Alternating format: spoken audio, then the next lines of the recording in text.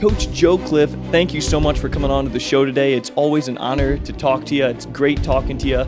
And we've done an episode like this before, but that was back when it was audio only. So it's great to have you back on, and it's great to have you as the first guest that I've had on twice. So, well, thank you, Paul. It's great to be here. And it's always good to get together with you and talk wrestling and everything else. So right on.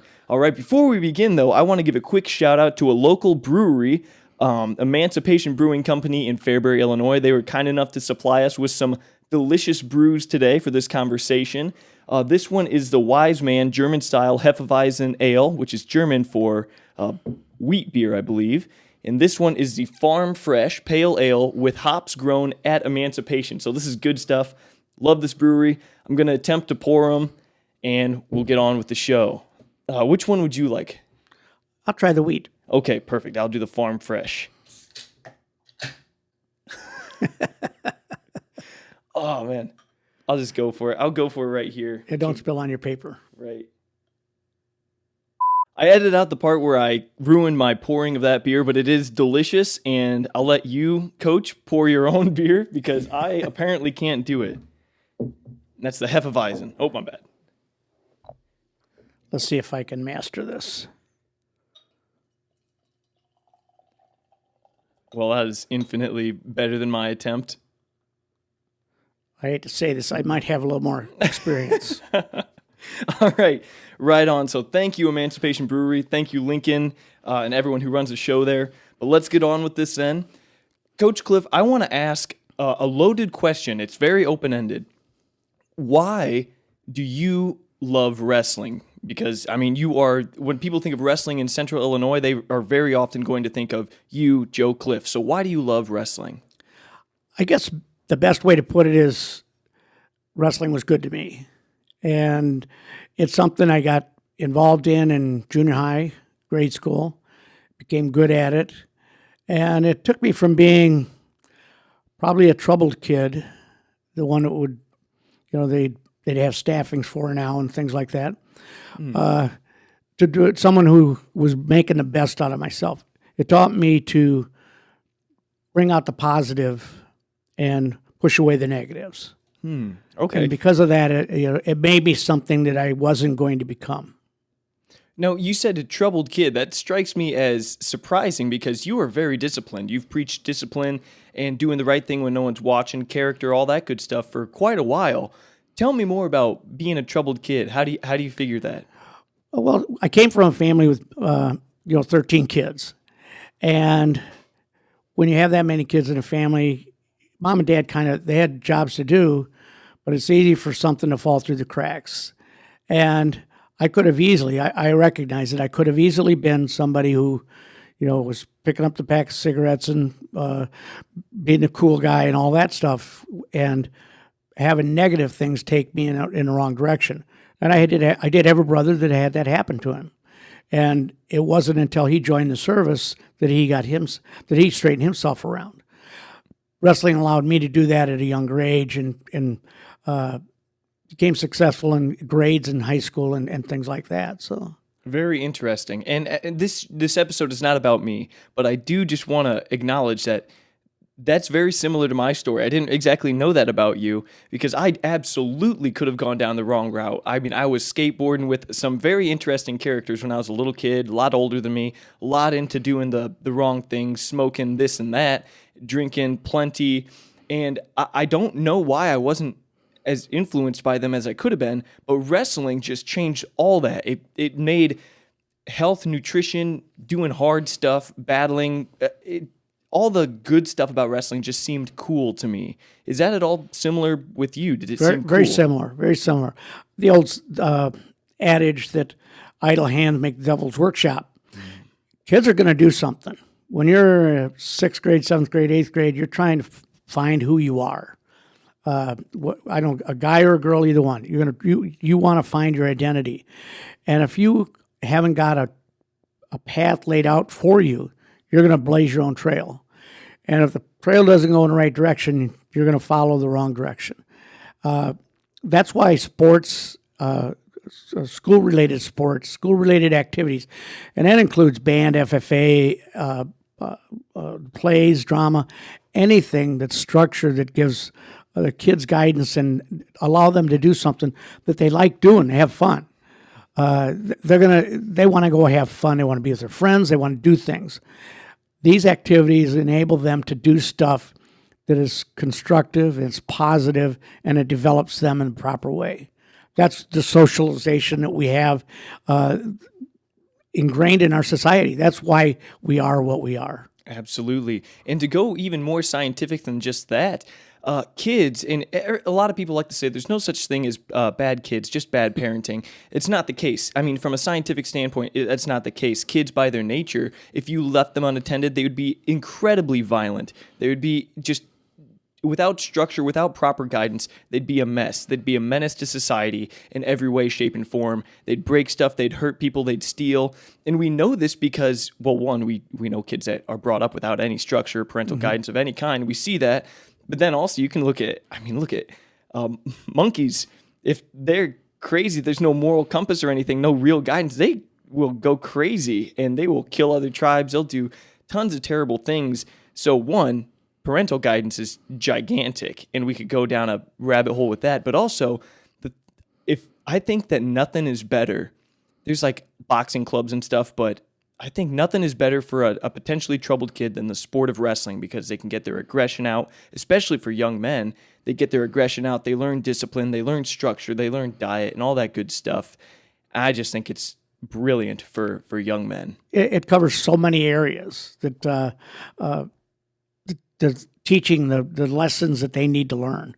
That's why it's such a good sport. And what's really good for it too is that any size athlete can wrestle. Mm-hmm. You know, if you don't have a lot of height, you don't have a lot of size, you're not going to be able to play basketball or football. Size is a big factor in a lot of other sports other than wrestling. Mm-hmm. Your size doesn't matter.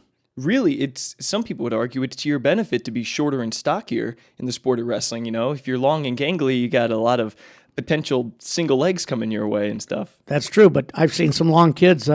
Jeff Hill was a 112-pounder for me, and he was about 5'10", and he ran a wicked bar arm. Yeah. Yeah, oh yeah, for sure. Any body type can find success in the sport of wrestling. That is true. Absolutely. So before we move on and talk about wrestling and talk about your career and everything like that, what have you been up to recently? Because you seem to never be relaxed. You seem to always be doing not only something, but a lot of things. I'm sure it bugs your wife, but what have you been up to? Well, this summer I just finished a term on the National High School Athletic Coaches Association Executive Committee.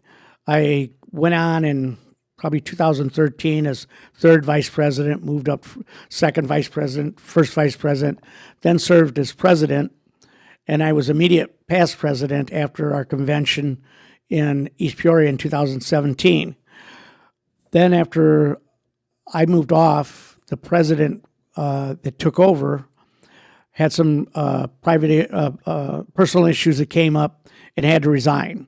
So they asked me if I would come, rather than mess up the sequence of the first, second, and third as they flow, because the president hosts the convention, and he usually sets it up starting when he gets on the executive committee. So I started working on the East Peoria convention when I was third vice president. Jeez. Well, if they moved me around like that, it would have made the guy who was going to run the Lincoln convention in 2020, it would have moved him to president the year before. So rather than have that sequence messed up, I stepped in. And then with COVID coming in, the convention 2020 was postponed to 2021. So my tenure as immediate past president was extended an additional year. So, so rather than being 5 years on the executive committee, I served on for 8 years. Okay, so you oversee a lot of things going on. You kind of keep things in order. You kind of keep order. And I've seen that trait that you have at work in the sport of wrestling. I've always been amazed by your ability to efficiently and effectively organize and set up for a tournament. Tournaments are no joke to set up. I mean, there's a lot of electrical work that has to be done, a lot of wires that have to go around. The mats have to go down. Everything has to be in order so that hundreds of wrestlers can come in, maybe thousands of wrestlers even and have a good time and have a good turnout and everything goes smoothly. You have an uncanny ability to organize and oversee. How long has that been a part of you? And do you realize that that's a part of you and a skill that you have that not a lot of other people have? I guess it came from even when I was in high school. Would go to the state freestyle tournament. We didn't have a state Greco tournament at that time, but there was Greco-Roman wrestling. But when they would have the workers at that head table, I was a kid that was kind of always looking over their shoulder, like, "Hey, Were you Bernie a nerd? noticed?" Pardon? I'm sorry. Were you nerdy at all? Like, Probably a little bit. How do you do that? Then I'd ask questions. How does this work? And that was when international scoring was done with the black mark system instead of line bracketing. And then when I started coaching, the coach that was there before had an old timers tournament. Okay, well, to continue the tradition, we ran a tournament then. Continued the tournament. When I took the job at Plano, they had an old-timers tournament and a kids tournament. So I began running that. So I just kind of fell into continuing to run tournaments in all the positions I've been at. So I guess I've been, over the 40 years of coaching, I've in excess of 80 to 100 tournaments I've run. We are brought to you by Marshallone's Pizza in Fairbury, Illinois. Look, this place has the best pizzas. I've tried thousands of different pizzas from thousands of different pizza places, and that's not an exaggeration. I love pizza, and I love pizza from Marshallone's Pizza in Fairbury, Illinois.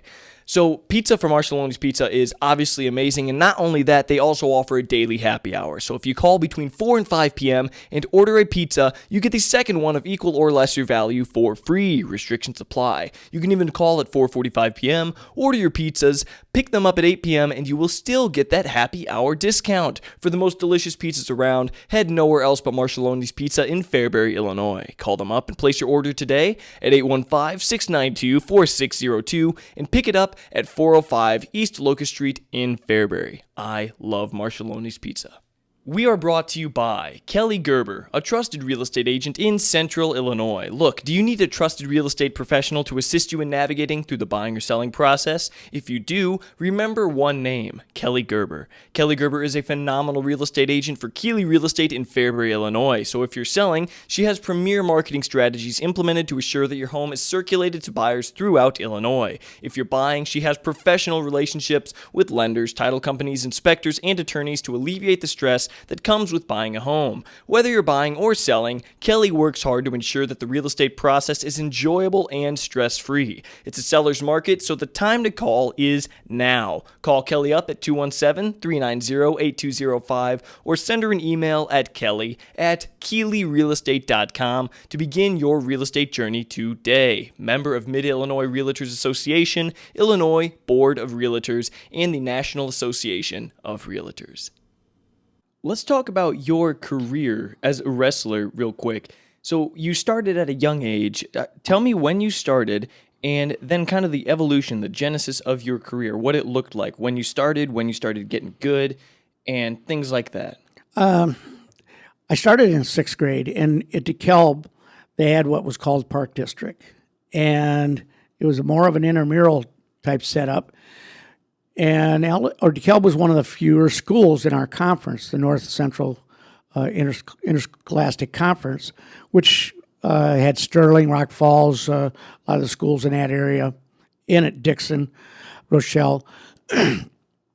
DeKalb started the Park District program probably in the early 60s. And what we did is grade school kids, 5th, 6th, 7th, 8th grade, would come in, and high school kids would come in, the high school coaches would be there with a team, and they'd show the kids how to wrestle. And it'd be what you might call just a recreational thing nowadays. It wasn't a high-level competition. And at the end of the year, we went into a end of the season tournament in Chicago every year that was put on by Chicago Park District. You'd have tons of kids in those tournaments. And you'd wrestle 7 or 8 times in a day. So that was your introduction to wrestling. I feel like, so I was a swim coach for a summer in Fairbury one year. I feel like wrestling used to kind of be like that. It's just like get the kids introduced to a thing at the Boys and Girls Club, at the YMCA. I feel like it was just a summertime thing. Kids could do a summer league of wrestling. And I don't see that very often anymore. But was that kind of the case? Or was that kind of like the vibe you got from this? That's basically what it was. And we were ahead at DeKalb.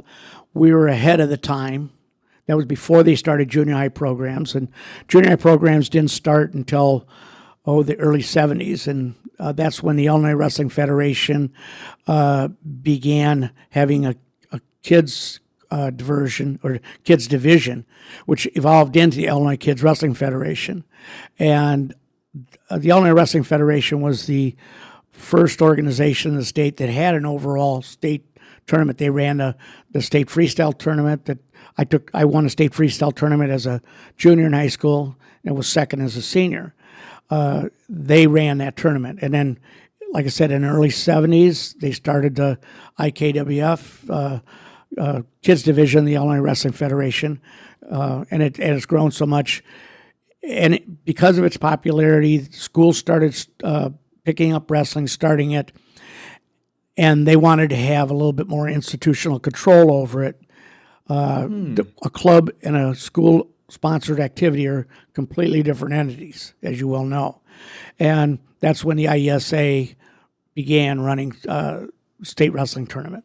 Well, that's incredibly interesting. So really, the IKWF, the roots of the IKWF today, the Illinois Kids Wrestling Federation, their Illinois Wrestling Federation was the original wrestling federation in the state of Illinois. Is that fair to say? I believe so, yep. And then it was when the schools began, they're like, we want to kind of get in on wrestling. They made the IESA or whatever name it went under at the beginning of its at its inception.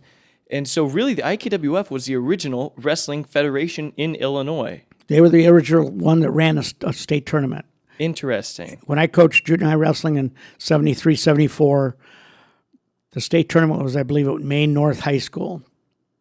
And we had like 6 or 7 kids qualify for state, and there was 2 junior highs in our town, and the other junior high was a lot stronger.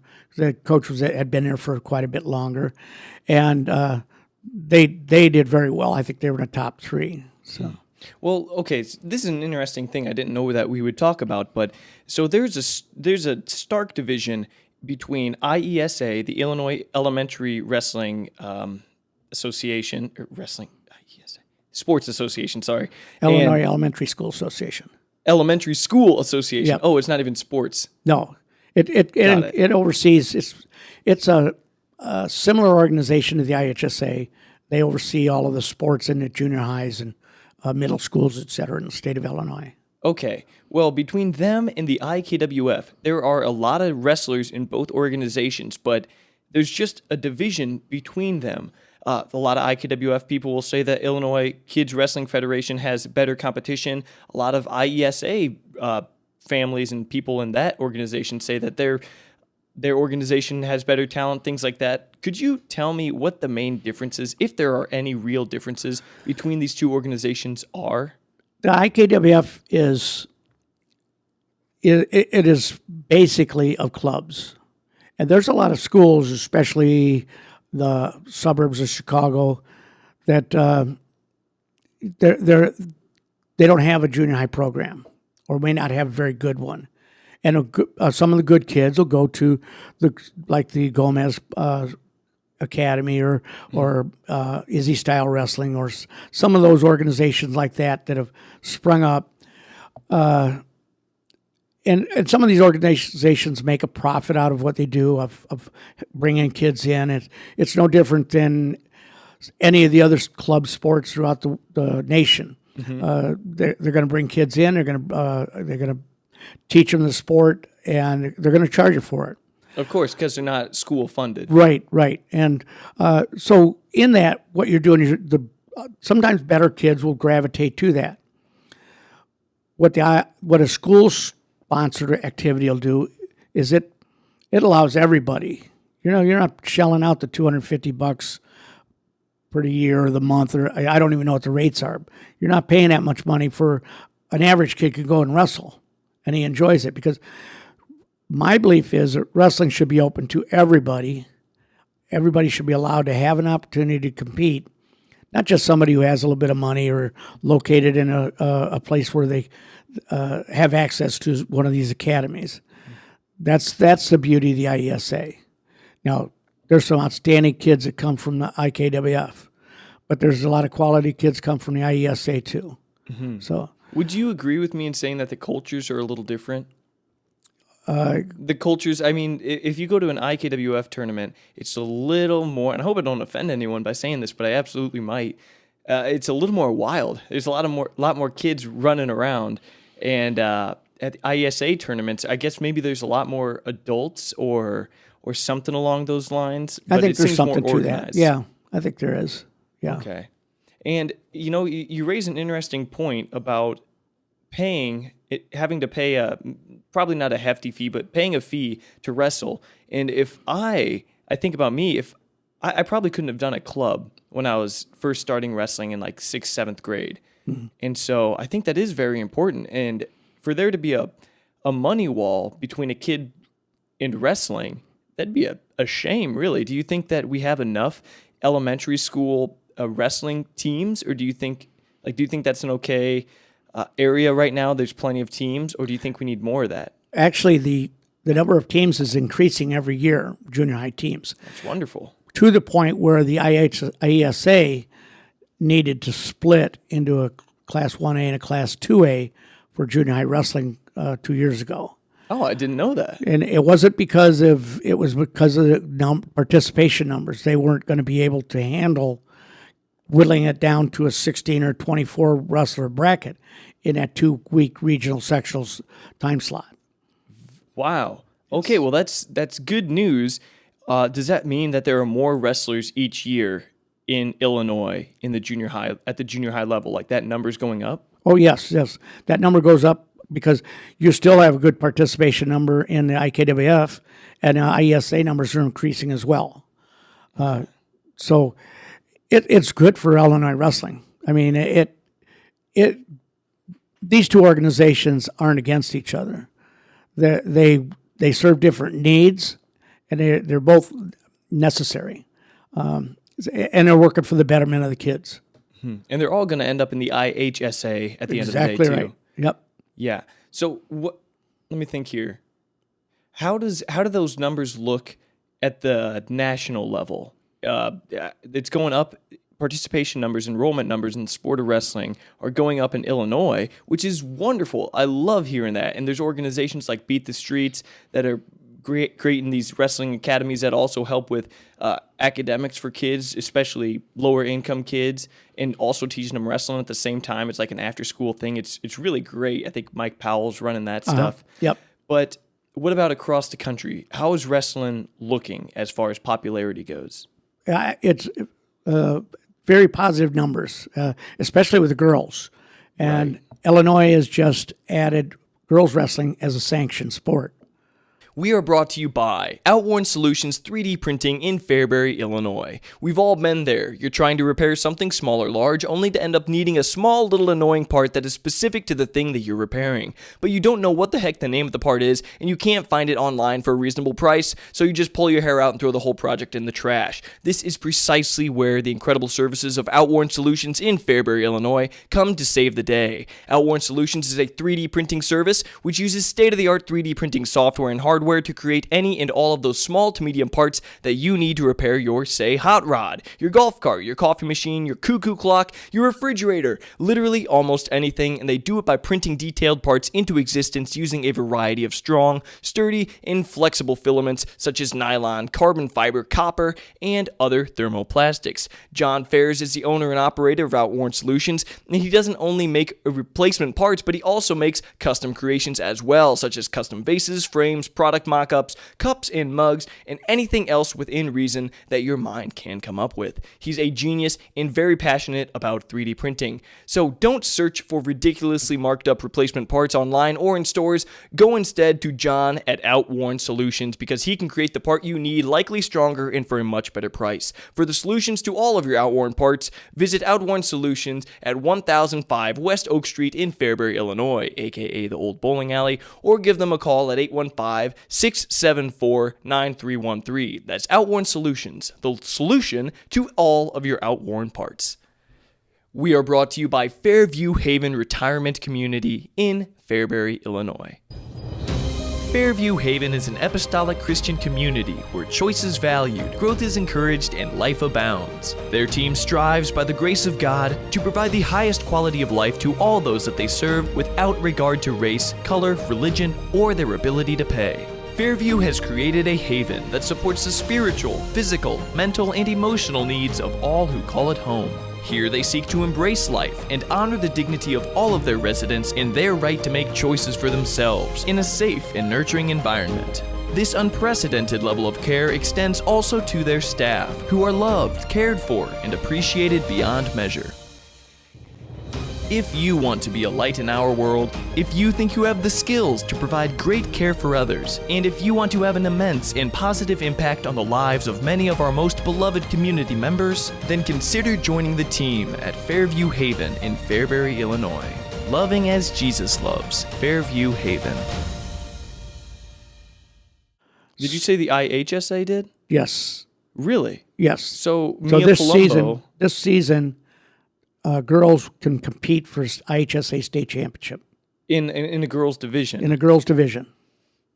Interesting. Was there any pushback to that? And I'm not saying I'm pushing back by any means, but I feel like in today's society, especially in Illinois, they'd be like, none of that because of the issues with what determines a woman, a girl, and a boy. And I know that there's a lot of trans athletes in Illinois, especially in the state of wrestling. Was there any difficulty in deciding? I don't think they work. I don't think they address that until something comes up. Oh, I think girls and boys. Fascinating. You either are or aren't. You're one or the other. Got it.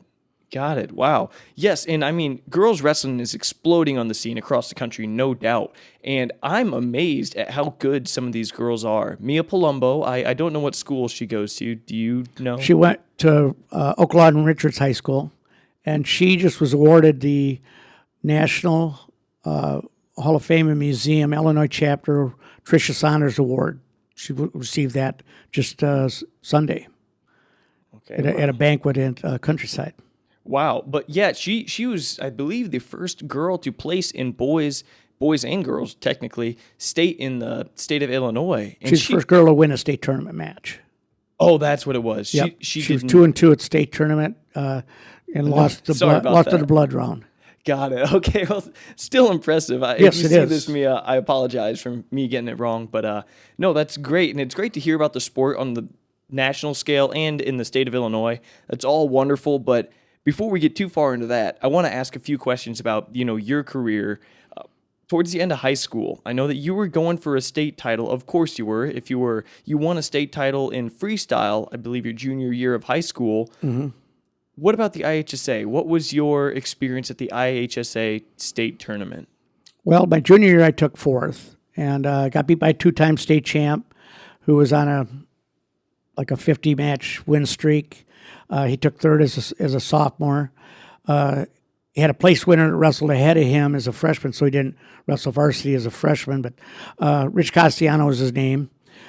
He beat me 5-1 in the quarterfinals, and wrestled him to that type of a match. I thought I had come of age. I thought that was a big step for me. And then, of course, I went through and I got beaten in a third place match in overtime. Obviously, a match I could have won. So I felt I was on a doorstep. And then the next year, I was 30-1 going down state tournament. Had a little hiccup around Christmas time. Beat the kid 1 week. And he beat me the next week. And then we were destined to meet in sectional finals. And he gets beat in the semis. And then the kid I wrestled the kid that beat him, and I pinned him in the finals of sectional. So kind of avenged that loss a little bit. Second round of the state tournament, I wrestled a kid who was ranked. They didn't really have rankings, but everybody predicted him to be the number one kid in the state.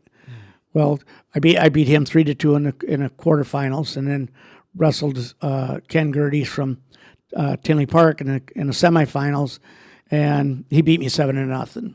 Came back and in the third place match got beat in the third place match by a kid that ended up winning a state title the next year. So somewhat disappointing, but I guess really I was the first two-time state place winner for DeKalb High School, and that says a lot in itself. So, What was your style like during your high school career? And in what weight did you wrestle again? I wrestled 95. That was the lowest weight class at the time. Doesn't even exist at this time. No, it doesn't. But yeah, what was your style? And were your brothers on the team? Because you had multiple brothers. Yeah. Were they on the team while you were wrestling, and were they your partners? My older brother was on a team when I was a sophomore. He was a senior. And we were a couple of weight classes apart, so we didn't work out together. My younger brother was a freshman when I was a senior, next younger. And we had a 3-year high school, so he was in the junior high. So we didn't work out, so... But your style, what was your style like? I really wish, and I've looked for it, but to no avail, that I wish I could see video of your wrestling, because I feel like it'd be interesting to watch. I wish I could see video of my dad wrestling, but I can't. What was your style? Were you slick? Were you technical? Were you I guess I was pressure? probably more technical, and I was good on top, and I could throw. And if you could throw, back then you were pretty good. Really? Yeah. How do you think... Well, I want to ask how you think wrestling's changed since your day, but before that, what was it like to fall short of what I believe to be a big goal of yours, which was winning a state title? How did you react to that, and did that light a fire under you going into college, or what? Yeah, kind of did. I thought I was on the threshold. I thought I was right there. I could have won a state championship, and to this day you think about it. But I think it did make me drive more and stay with it. And there's a lot of guys that finished high at state tournament when I was a senior that didn't do the things that I did, which I think that's an accomplishment for me. So I feel good about it in retrospect. You don't always get what you want in life, and I think that taking that into consideration, you work harder to get the next step. This is an interesting thing, and I'm 23 now. I'm turning 24. I'm turning 24 tomorrow. Well, happy birthday. Yeah, thanks. But do you still think about wrestling? Like, do you still have dreams, perhaps, where you are wrestling, and maybe you? I'll just tell you what happens with me. I've had multiple times actually where I win a state title in my dreams, and I've had it before where I woke up. Like, I did it. I can't believe it. And I'm just in my bed. I'm like, you did it. And then I slowly realize, wait a minute, that didn't actually happen. It's not even winter. It's not even wrestling season. I'm 23. It's fascinating. Like, I'll have wrestling matches in my head, in my dreams, at the assembly hall. And it's very sad, to be honest, when you wake up and you don't have that state title. Does that go away? No. You know how many gold medals I've won at night? It's something, but it just shows that you still have the passion. Right. And you still think about it, and when you stop having the passion, you lose something. And if I wake up in the morning and I don't have that gold medal when I thought I had it 2 hours before, I'm okay with that, because 2 hours before I had a gold medal in my hand. That's funny. I like that. And the passion that wrestling teaches, I don't know, maybe it is the same. I doubt it's the same in other sports, at least on average, because it's so individual. It's like, it's up to you. And I think if it weren't for wrestling, I wouldn't have this podcast, because this is an entrepreneurial venture. It's like, it's all on me, and I love that. I almost wonder if I'm trying to make up for what I didn't do in wrestling. It's like, the excellence and the achievements are all up to me. Do you think that that's one of the best things that wrestling teaches you, is accountability? You reap what you sow, you get what you earn. Because I sure think that. It's what I talk about, and you've heard me say this before. It's the 3 selves. Self-reliant. You're out there on your own. This podcast is yours. You're on the mat by yourself. You're self-reliant. It's all on you. It's not like that lineman in football, because no matter what happened in that play, he made the block perfectly every time. Okay, but on a mat, you're self-reliant.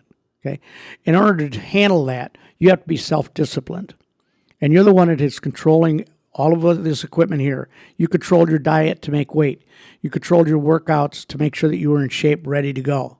Okay, and that's what that did is gave you self-confidence. Self-esteem and self-confidence are the number one ingredient to success in any endeavor in life. If you believe you can do something, you will do it. If you have confidence to do it, you have the self-esteem that you believe you can get it done, you will get it done. And that's what wrestling teaches you. And like I said, in football, when they walk away, that lineman, that linebacker, he made every tackle he had to make. Even though a guy broke away from where his place was, and they got beat 60-0, he did everything right in his mind.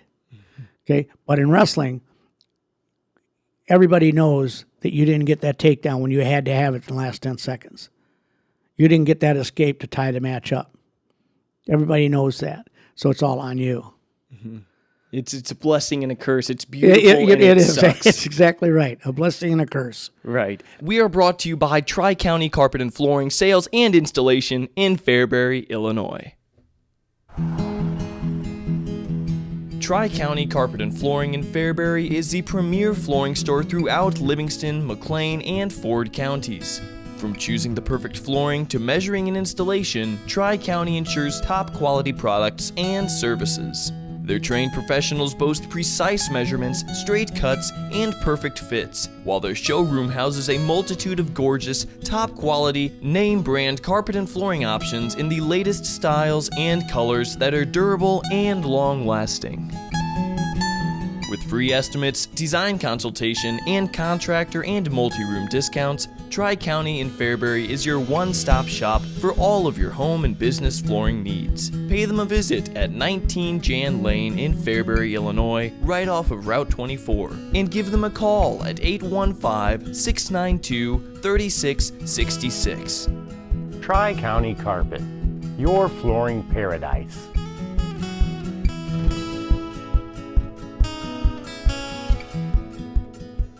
We are brought to you by Aftershock Decals and Design in Fairbury, Illinois.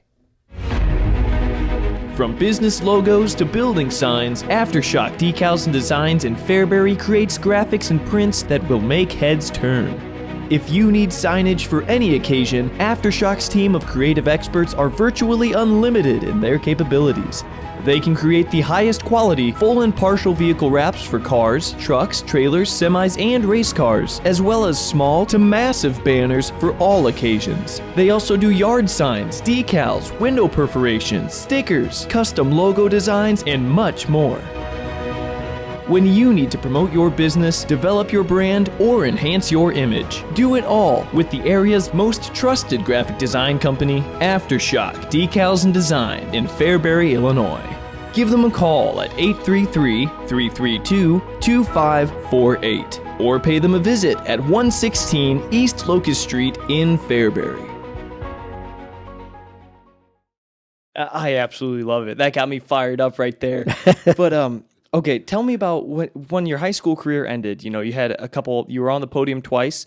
You had a great career, but then you decided to wrestle in college. Where did you decide to wrestle? When did you make the decision to do so?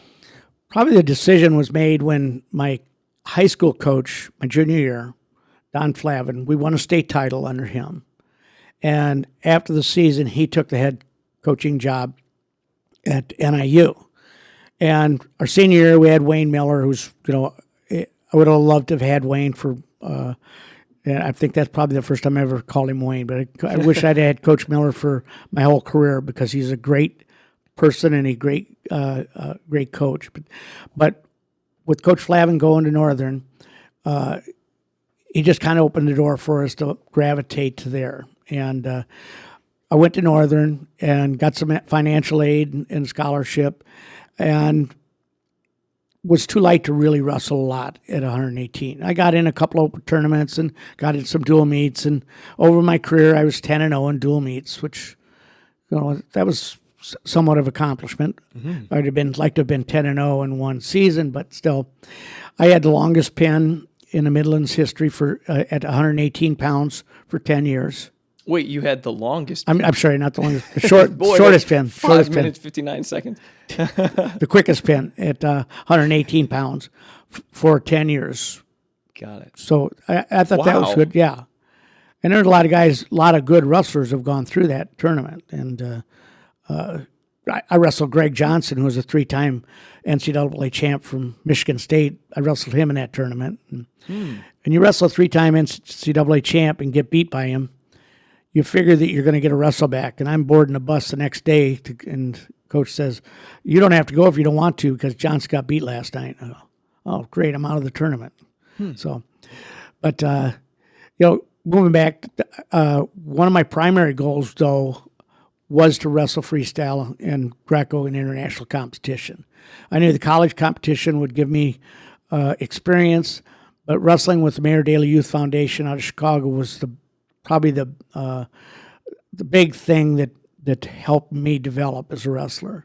That's when I wrestled in the U.S. Wrestling Federation, which is now the USA Wrestling Nationals, and went to the World Game Trials and Olympic Trials and Pan Am Trials. And Was this like one of those recreational training centers or something? similar to it, except for it was organized by Ken Kraft, Werner Holzer, and Terry McCann. Werner Holzer was an Olympian in the '68 team. Terry McCann was a gold medalist in the 1960 team, and Ken Kraft was the head wrestling coach at Northwestern University. Ken was the organizer of the Midlands tournament. Right. He's It's named after him, isn't it? yeah, just it is now. Ken Kraft Yes. Midlands. Yep, he's those three were rock stars in wrestling in Illinois. Those three were instrumental in the founding of USA Wrestling. And that's the huge position they have in history in wrestling in the United States. Those are the guys that set up this team and worked us out at Northwestern University or at the Navy Pier down in Chicago. We go there a couple of times a week and work out and get ready for these tournaments. Well, before we talk about your international career, I just want to ask what your feelings were, being that you did not have the career that you wanted in college, mostly, if not nearly totally, due to your size. You weren't 118 pounds. If I understand correctly, you wrestled 98 pounds throughout high school, right? 95. 95. So it seemed like it was out of your control. Like you couldn't compete. How could I compete with someone who's 20 pounds more than me? And that's at a higher weight. When you're a lower weight, proportionally, that's even greater of a distance between your two weights. So what was that like for you? Did you try your darndest to gain weight? And what was that whole experience like emotionally and even physically? Actually, I didn't try to gain weight. I tried to make sure that I stayed where I was, worked out, got strong and fit. And I figured my skills were going to take care of me. I thought I'd have a shot at breaking in my senior year. The kid that was the 118 pounder ahead of me, move up the weight my senior year. And I won a spot. And after, like the second meet I was out, I got hurt. And I knew the World Game Trials were coming up in summer. I didn't want to get my knee operated on. So I just rehabbed it. I worked out. I stayed working with the team and challenged a couple times, but they couldn't. With the injury and the size difference, I wasn't full strength till about February. So, basically he had to spot the rest of the year. And so I just kept working out and got ready for the World Game Trials. In the World Game Trials, international wrestling did have the weight class that was perfect for you, right? 105 and a half. Yep. 105 and a half. Yep. Got it. Okay, so eventually you did move to the international style, and that's where you started having some success. Correct. Tell me about the first time you had success, when you started really taking that seriously, if you weren't taking it very seriously the whole time, and what kind of goals did you have for yourself? Well, actually, back then, I guess you didn't view the difference in the styles so much. The only thing was you just didn't get anything for an escape, and it was easier to score on top. You just roll a kid. You could lock your hands. those little variances weren't hard to adapt. So I was wrestling folk style, only it was called freestyle. I was wrestling folk style, only it was called Greco. Sometimes you see folk style wrestlers that never really did much freestyle doing weird things in freestyle matches, like escaping from bottom for no good reason, really. Yeah. But was that kind of what you were doing, or? A little bit of that. I mean, I knew enough of the rules that I didn't have to work to get out, and I knew if you gave up a takedown, you based out and made sure you held your ground and didn't let the guy turn you. You had to present yourself. You couldn't lay flat, so, and those are rules that apply now. But. Right. So when did you really start taking that very seriously and having some success? Probably into my freshman year of college. Yeah. Okay. Yeah. So even though you're on the college team, it seems like you were taking the international style even more seriously. Yeah. Did your coaches not like that or anything? No, he encouraged me. He was college coaches even encouraged their wrestler to get involved in freestyle. Because wrestling's wrestling. Right. I mean, there's if you can't adapt from one to another quickly, you're probably not a very good athlete. Right. Yeah, absolutely. And I think it's worth saying that a lot of the best high school wrestlers, at least probably something like 90% of them, multiple time state champs, people in the top 20 national rankings, most of them are going to do freestyle and Greco or just freestyle. I know Greco's not quite as popular in the U.S. In the off season. Right. So that's why Fargo is so popular. So it's a good measuring stick for, and what that does is, as much as anything, it shows these college coaches the level of commitment this high school kid has to the sport. Right. And you're going to gain experience every time out there. You're going to learn something from what you're doing.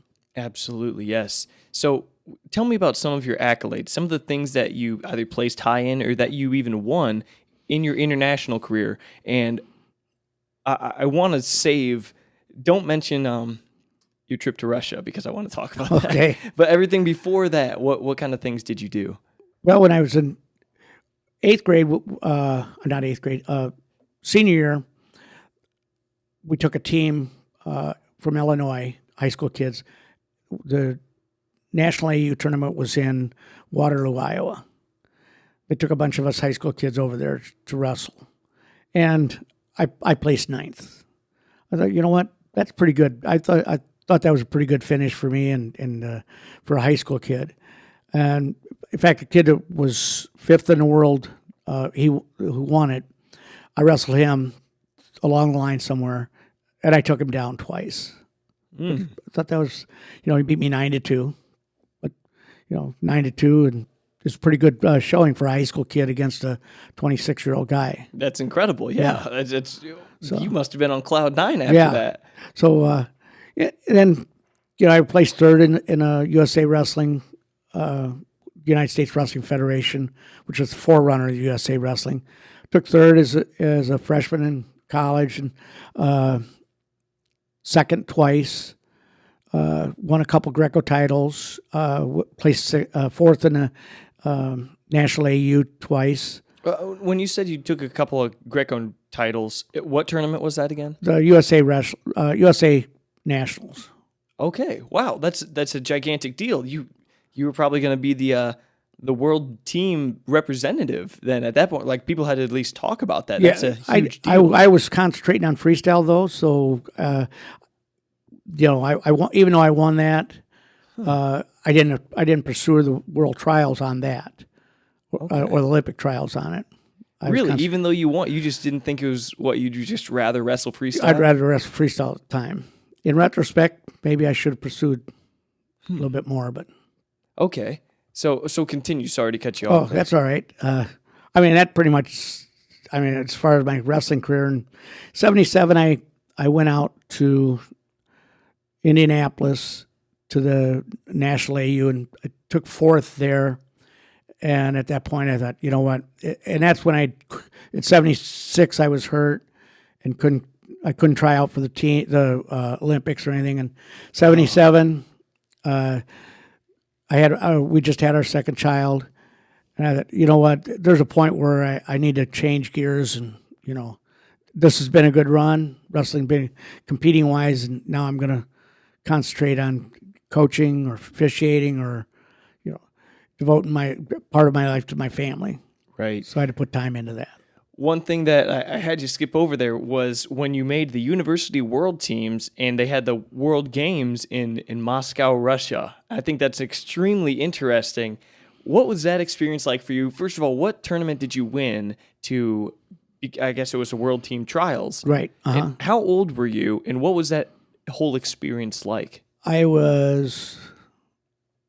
hadn't turned 22 yet. I was 21. Wow. Jeez, that's young. So, yeah, I won the freestyle and placed second in the Greco. And this guy who beat me in the Greco is who I beat in the freestyle finals. So we had a wrestle off for freestyle, and then I relinquished. When I beat him in freestyle, I relinquished Greco because I didn't want to go both styles. Right. I could have, but I chose not to. He deserved the right to go to Russia too. Mm-hmm. So that was he probably appreciated that. Yeah. Because I think I could have got him in Greco. Because in the match I was beating him, I got knocked out. Knocked out cold, you mean? Yeah. Oh wow, how'd that happen? I did an underarm spin, and when I came through the back of my head, it caught his knee. And when we came down to the mat, I scored the takedown. I was on top of him, and he could feel that I wasn't moving, and he told, "Something's wrong here, ref." Huh. So they rolled me over and put some smelling salts under my nose and woke me up, and that was it. That's funny. And then was the match over then after that? Yeah. We are brought to you by Forest Edge Tree Service, who's been supporting this show for a long time and supporting the Livingston County area for even longer. If you guys have trees or tree stumps on your property that you want gone, go nowhere else but Livingston County's premier tree service provider, Forest Edge Tree Service. Your yard is no place for looming, dead, or damaged trees because it's just a matter of time before they come down, ruining your property, ruining your week, and ruining your bank account. This is exactly why you need to be a responsible adult and hire the services of Forest Edge Tree Service. Simply give Joe Rudin a call or text at 815-615-3037 to get a free quote today. Keep your family, pets, vehicles, and neighbors safe, and save yourself from a world of headaches when you call or text Forest Edge Tree Service to get those dangerous, looming, troublesome trees off of your property. That's Forest Edge Tree Service, Livingston County's premier tree service provider. I can't imagine you traveled overseas very often when you were just 21 years old. Was that your first time That going was my overseas? first time overseas, yeah. I had never... the only traveling I'd ever done up to that point was because of wrestling. Mm-hmm. Probably would have never been out of DeKalb County had it not been for wrestling. Was it cold in Russia, as they always say it is? No, it was in the middle of August. Okay, so it was just normal for the most part? It was nice. It was beautiful. And, we stayed in the dorms at the University of Moscow, overlooking the Moscow River. It was beautiful. Mm-hmm. And if I understand correctly, you had a birthday while you had your 22nd birthday. Yep, exactly. While you were over in Russia. Is that correct? That is true. Yep, and they found out about it. I guess the Russians checked things out pretty good. So, and they came knocking on my door, and there they are, some officials with a birthday cake and wishing me happy birthday, and gave it to me, and didn't go too well. I had to make weight in a couple of days, but right. Well, and so then how'd that pan out for you, the World Games? It was an enjoyable experience. I mean, wrestled some pretty good kids, and but the way it pans out, I got sixth. So, was it weird? That was obviously that's the first time you've wrestled Russians, I would imagine, correct? Yeah, I wrestled. I didn't wrestle a Russian. I wrestled a Mongolian and an Indian. Okay. But international competition, that was the first time you wrestled them, right? Anyone from not the United States? I had wrestled a Japanese kid in, trying to think what year it was, but it's in the USA Nationals. Wrestled him there. Wrestled a Canadian. Oh, right. I forgot. Other countries could come to the U.S. Nationals. Yeah. We wrestled Canadians in an exhibition duel, and I was scheduled to go to Russia in 73 on the USC team to wrestle in Tbilisi. That's one of the biggest tournaments that they have over there. And for some reason, things got changed around, and I got substituted for somebody else. And the kid that went in my place, I beat him by a tech fall 8 weeks later. So, Man, who knows what the reason could have been for that? Could have been something political. Maybe his dad was on the deciding board or something like that. something like that. Well, that's one of the most amazing things to say, just in our little town of Fairbury, just knowing that you got 6th best in the world at the university level. Like that's nothing to sneeze at. I hope are you proud of that? Oh, or yeah. is it- Yeah, I'm proud of that. Yeah. I'm proud I got to do I'm proud I was able to have those opportunities to do that, no matter what I ended up. Well, okay, we're going to skip over a large part of your life with the family just for the sake of time. But when did you Chapter 2 is really your coaching. You've had a hugely positive impact on tons of people, tons of athletes even in football, but mostly wrestling, ones that I know personally and really myself. And I have told you this before, but the impact that you had on me, you were a huge role model when I was growing up. Well, thank you. Well, you were really, I really can't thank you enough, because you were the first person, and I've told plenty of people this story, that you were the first person that really made me believe that I could be excellent in something. It was wrestling, but just the idea that I could be excellent in that I really think it changed the course of my life. And it's hilarious because you probably don't even remember the moment, but I told you that I was at home watching my brother's VHS tapes of their wrestling matches and learning from them. And you told me in 8th grade, when I told you that, you said, don't, watch your brothers wrestle, that's fine, but don't aim too low because sky's the limit for you. Mm-hmm. That stuck with me. I remember where I was standing, and that was just incredible. It's like, wow, sky's the limit. It is. And I've told so many kids that now as a coach and just even as a friend. So thank you for having that huge impact on me. And I've always looked up to you, for getting 6th in the world. I've known your legacy for quite a while. And your coaching ability when I had you in 8th grade was amazing. And then just some things like that you said to me. Yeah, thank you very much. Oh, you're welcome. And the thing is, and I use this line when I try to talk to junior high kids and recruit them, and it goes back to the kids have to do something. They need to do something. I want to get involved in something because you never know what you're going to be good at until you try it. And think back what the world would be like if Mozart never sat down at a piano, or if Einstein never picked up a science book. Had they never decided they decided they want to do it. They wanted to play a video game or do something else instead. You don't know what you're going to be good at until you try it.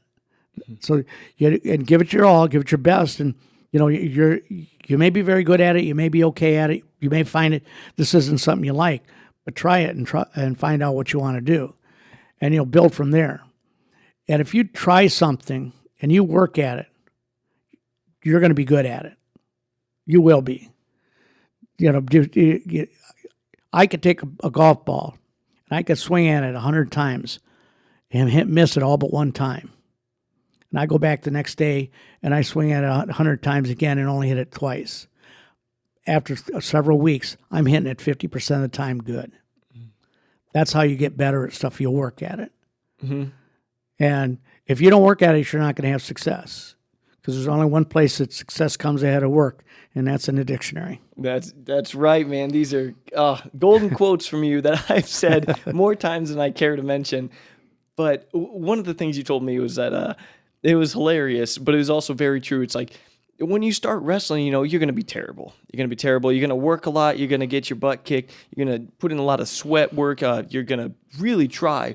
And before you know it, you're going to just be bad. and then you keep working at it, you keep busting your tail, get beat up a few more times, and then and then finally, put in a few years' work, you're actually getting all right. Before you know it, then you're good. But It's just hilarious. You start out terrible, then you're just bad. And like Joe Madden's quote on his T-shirt, just try not to suck. That's good stuff, man. And it's so true. It's so true, but when did you know that you wanted to coach? Because it seems like you're a natural, but maybe that's not the case. You wound up being very good, but did you know all along that you wanted to do something in coaching? Yeah, I did. I knew in college that because that's when I shifted my major from business. I changed to a business minor, and I went into physical education. I was like, okay, I'll get a teaching degree, and I want to do this. I want to be involved in it. Because I was working with, doing some stuff with showing things and in practice room, and Coach Flavin sometimes say, "Hey, show that move that you do on this. Show them how their headlock works. Show them this." He'd always bring somebody out once in a while, and have them show their move. And I got the idea that this is kind of enjoyable, and people are paying attention, and it's kind of neat. And I think I can handle this. Right. One thing. We really glossed over it, but before we go too far into coaching, I'm curious. So you wrestled at 105 pounds in your international career. You were always at the lowest end of weight classes in high school, college, international career, all that stuff. You obviously are better at throwing humans than the vast majority of anyone on the planet. You were a fantastic wrestler, but you were smaller. Did you ever get teased about your size, and maybe even did you ever, so that's one question, but then also did you ever have to prove to someone who was bigger than you, maybe even a non-wrestler, that you could hold your own in a match with them? Yeah, it's kind of funny you asked that. I went to Catholic grade school. We were there till 8th grade. And in 9th grade, we went to the junior high, which is 7th, 8th, and 9th grade.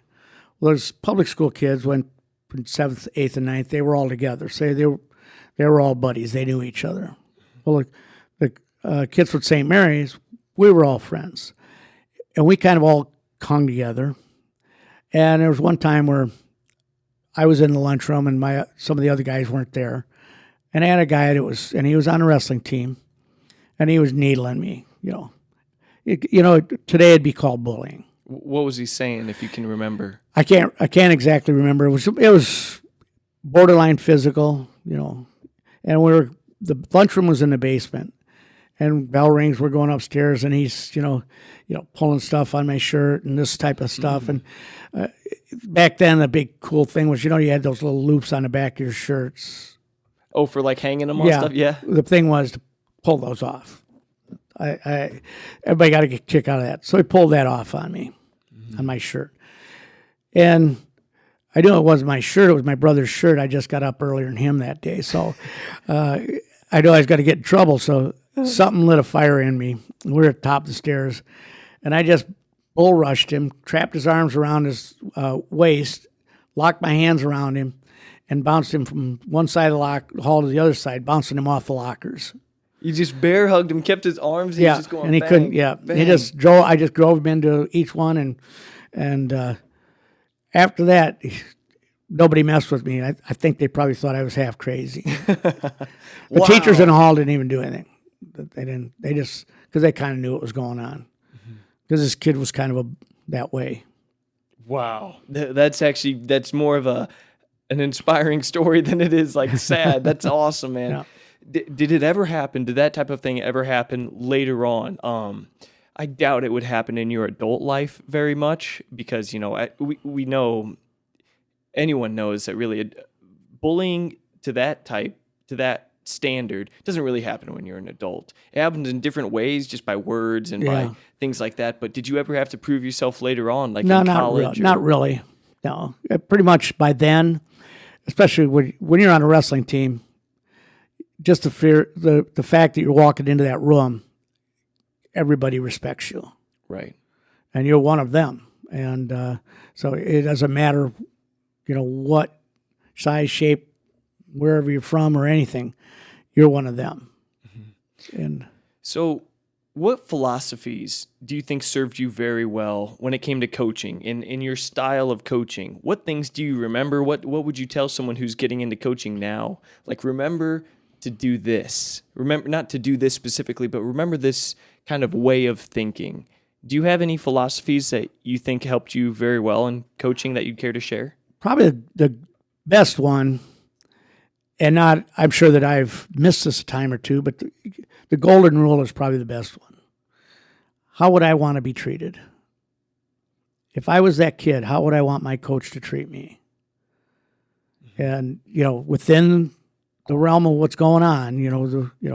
Rules being broken and rules being broken. You have to do something, but and you got to consider where the kid's coming from. Why is what's happening in his life, her life?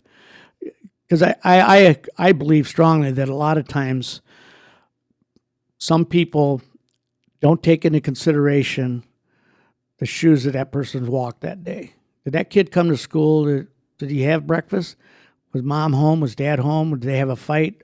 Is there a mom or dad in the picture? Who's their role model? Who knows?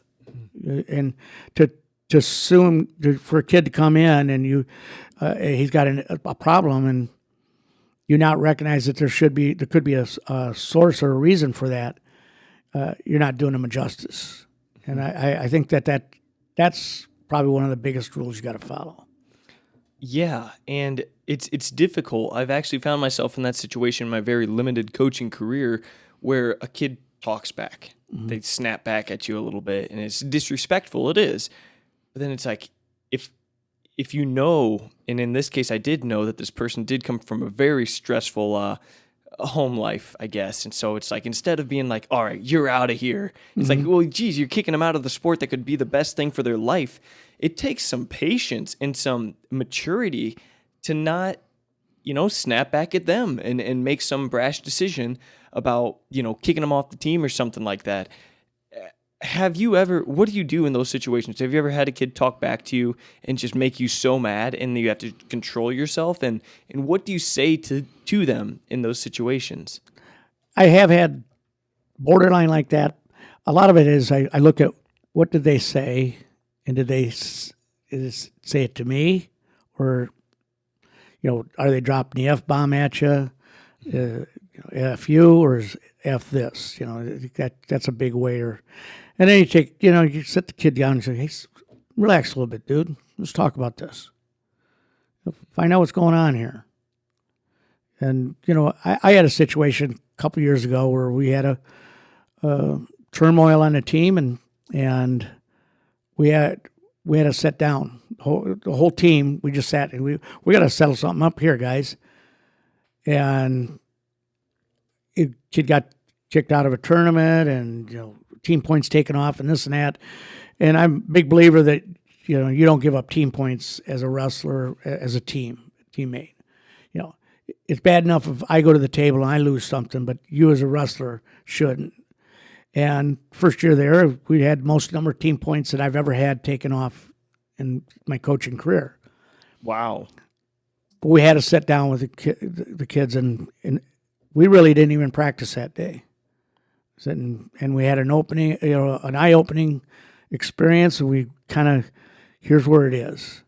And some things came to light on their feelings, and it had nothing to do with me. It was just stuff that they were keeping up. And they had some frustrations come out, and I said, okay, now we know. We'll go from there. Yeah. You talk it out, you figure it out. Just, it's no different than you don't go to bed mad with your wife. It's the same thing. Mm-hmm. So. Yeah, that's very important. That just by itself, you don't go to bed angry with your wife. Yeah. That's some good advice right there. Yeah. And yeah, sometimes the problem is deeper than it seems to be. It's not just a reactive kid. It's not just a dumb kid or a kid with a temper. Sometimes, sometimes it's not you. It's something else. And I think it does take a little bit of maturity to see through the action or whatever that the kid just did. Yeah. And to look at, what might be and to ask yourself, what might be the deeper meaning or the deeper reason behind all that. Yep. So I think that would serve you well as a coach. And you can't let instinct kick in, and you don't want to throw the baby out with the bathwater. Mm-hmm. You got to take into consideration what's going on. I want to talk just a little bit about your coaching career, just ask some general questions. What's one of your favorite memories with an individual, not a team, but an individual, like one of the most meaningful, memorable things that you can recall in your long coaching career? Because it started at Plano. How long were you there, and then how long were you at Prairie Central? It started in Georgetown, and it was Georgetown for 4 years. Then I was at Plano for 14 years, and then at Prairie Central for 15 years.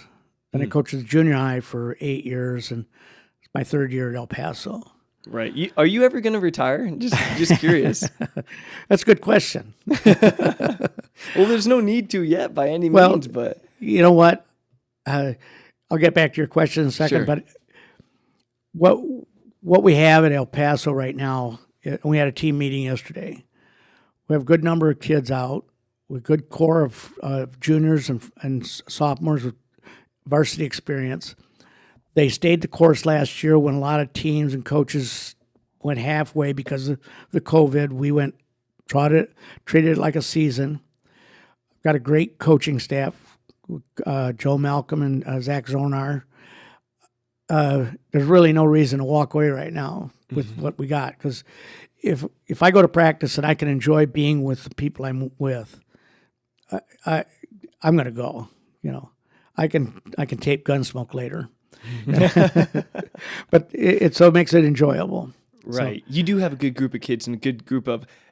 I mean, I've met some of those coaches you coach with, and I'm like, these guys are awesome. Yeah. They're on board. They're energetic. Hell yeah. They're all right. Yeah. And you had an incredible group of kids too. Like you had good numbers for a COVID season. Yeah, Holy cow. We had 17 kids out, and That's nuts. we probably had 30 come to the meeting yesterday. So Wow. yeah, I was kind of impressed. It kind of gets your adrenaline going, and I can't wait for the 8th of November. Right on, man. But yeah, anyways, so back to the question. What's one of your favorite memories with an individual athlete that you've coached? And I realize There's that's so a many, tough- but one incident sticks out, and a lot of it comes from being friends with the parents. Helps. It's kind of a cool thing too, and it takes time to get that, because they gotta trust you, and you living in town for a while makes a difference. And I had a kid. His name's Danny Lamone, and his dad is a great guy, and his parents were good friends with them. We'd go to eat with them once in a while, so Danny's a returning state champion. He's on an 83 match winning streak, and he got a 2-0 lead. He's on top, second period. Just gets a little high in the final match, and big, strong kid from Clinton, grabs his head, pulls him over, and he goes over like a ton of bricks. He's flat on his back. I'm going, running through my mind is, okay, how do I explain to his dad how we lost this match? One more time. Where was this at? Was this The state championship match. Okay. Yeah. So, well, go take it back. During the week, we're working out, and one of the things that we do state week is we go back to do some basics. Like, one of the basic things is getting off your back. And I tell them, okay, on your back, drive your fist through, work this. And Danny's workout partners, Joaquin Corral, great kid. And Danny said, okay, you get on me and put me on my back. He said, you're never on your back. We don't need to do this. Coach isn't watching. And Danny says, Coach says we got to do this. We got to do it. Oh, wow. So it seemed, going back to the match, he goes over like a ton of bricks. And he's on his back. And I go, it seemed like an hour he was on his back. All of a sudden, I see that hand punch through. And he drives through, boom. His belly goes back down to the mat. He's off his back. Kid gets 3, so he's down. Danny's down 5-2. Ends up winning 10-8. Danny wins 10-8. Yeah. So just chipped away. Didn't get impatient, and so it turned out he was on his back for 8 seconds because I watched the tape, but it seemed like forever.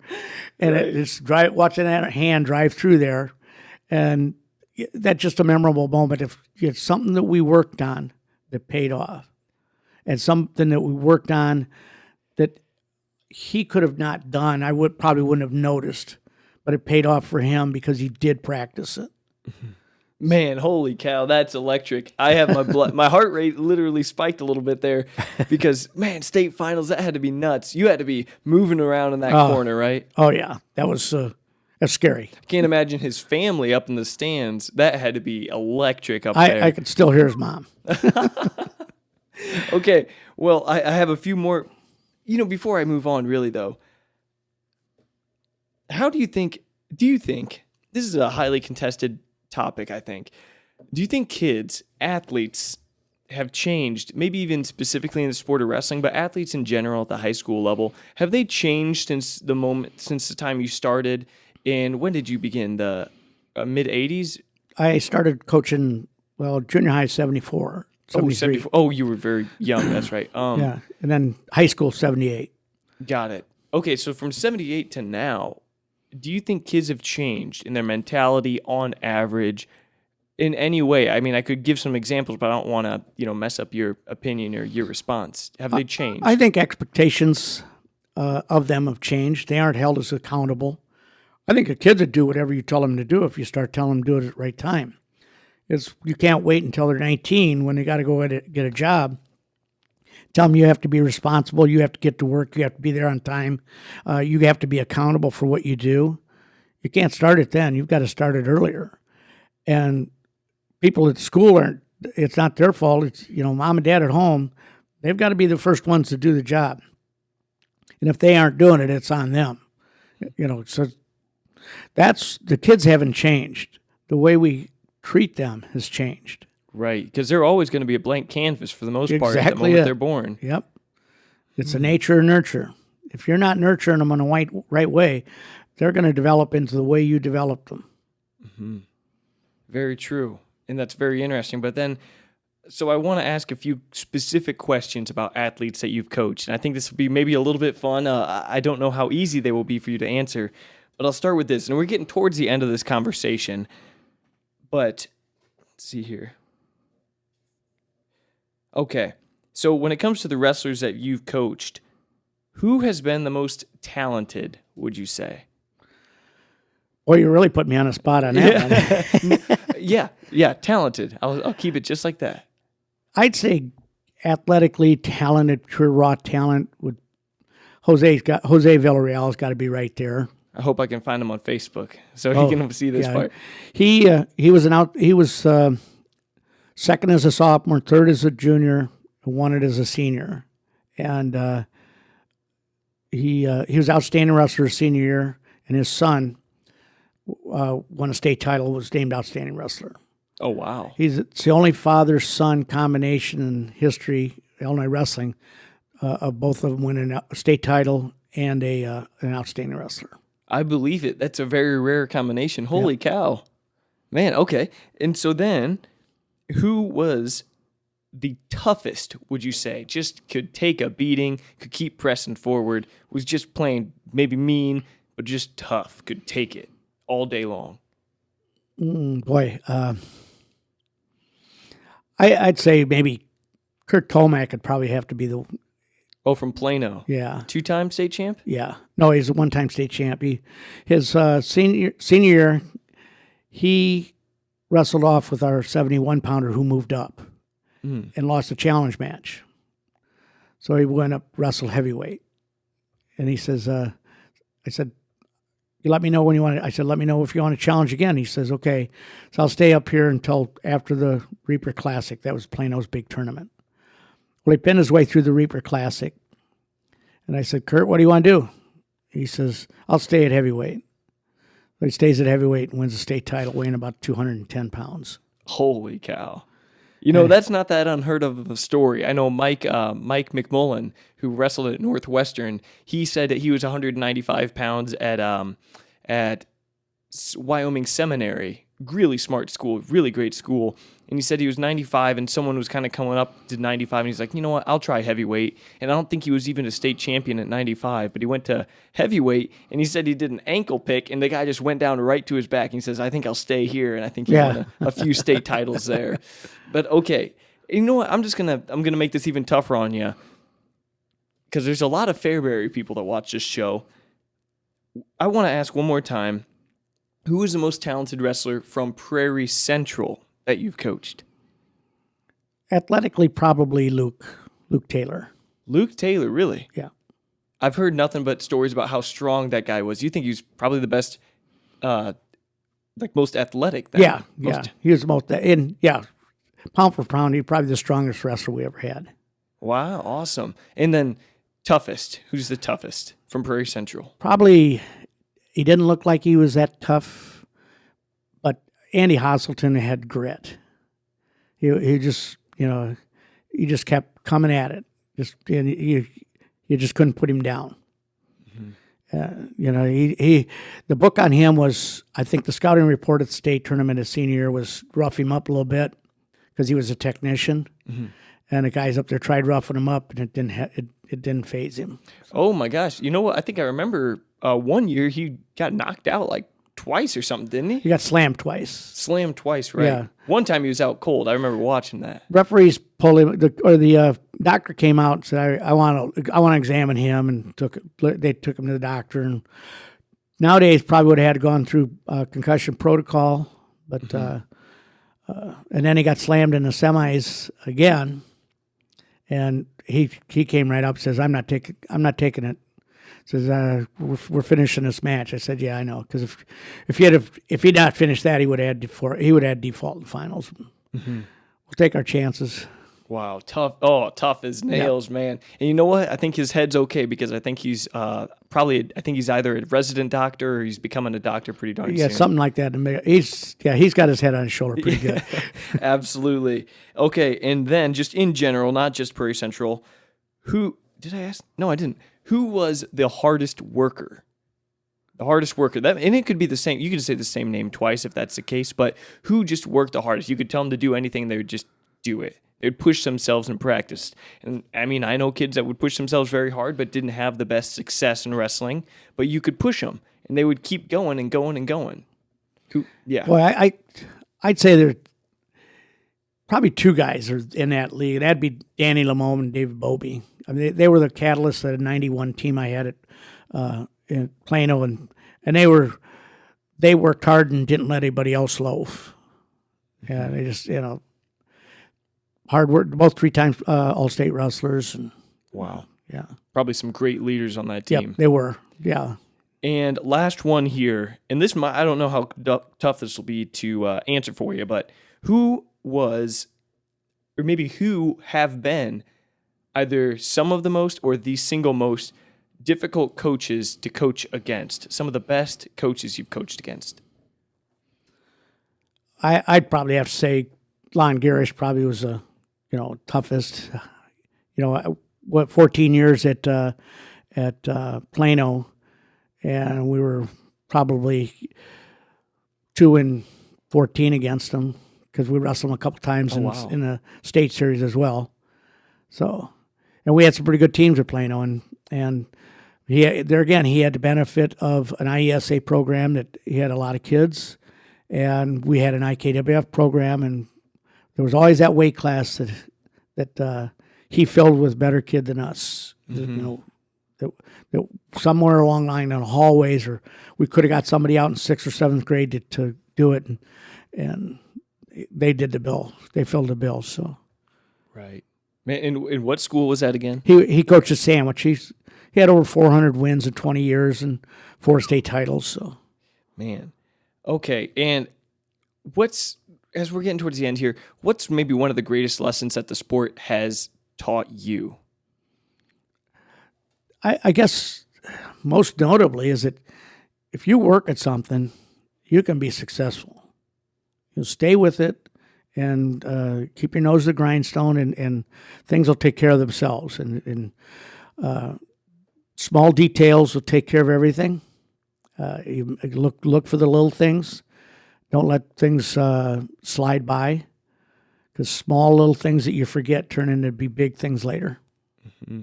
You know what? I've read a book. I don't know why I read this book, but I read a chapter, I should say, about marriage, in the psychology in marriage, and they tell the story about this guy would come home every single day, and his wife would make him lunch, and she would put him on these really small plates, and they would always kind of annoy him that they were on really small plates. And one day, after like 20 years, he had a slightly worse than average day, and he came home, he just freaked out about the plates. He's like, smashed the plates. He said, why do we have these small plates? And the reason why is because if a little thing that you never mention, it's always bothered you, you don't bring it to the forefront, you don't address it, it becomes a big thing over time. So I think that's it's like that glass of water. The glass of water. Yeah, if you have a glass of water, it's not that big a deal. But if you carry it around and carry it around and always carry it around, it gets to be heavier and heavier and heavier. Right. Yes. Yeah, exactly. Exactly. And here we go. Last question here for you, and we'll wrap it up. When you, I'm not even, who knows when you're going to retire, but if you walk away from the sport, from coaching, what's one thing that you want to have had taught as many kids as possible that you've coached? What's something that you would have liked to have been able to say that you have effectively taught them? Like when you walk away, you know what I'm saying. Like respect the sport. Respect all aspects of the sport. The sport itself, your opponents, officials, the people you work with, respect it because it's what gave you what you got. And you know, if I didn't have wrestling, I wouldn't have wrestling today. That old adage. That's a comic used that line once. Wait, what's that mean? If I didn't have wrestling, I wouldn't have wrestling today. If I didn't, no, it's a comic used that line. But basically, wrestling is what it is to you, and you wouldn't have the lessons in your life if you didn't have it, and you're not going to have the lessons if you don't respect the sport. Right. Wrestling's been good to you. Is that fair to say? That is fair to say. Right on. Yep. Same here too. Two guys that love the sport of wrestling, chatting it up. Coach Cliffe, it has been an honor to have you on today. Thank you so much for coming, and thanks for having a beer with me. Hey, thanks for pouring it the right way, too. Thank you.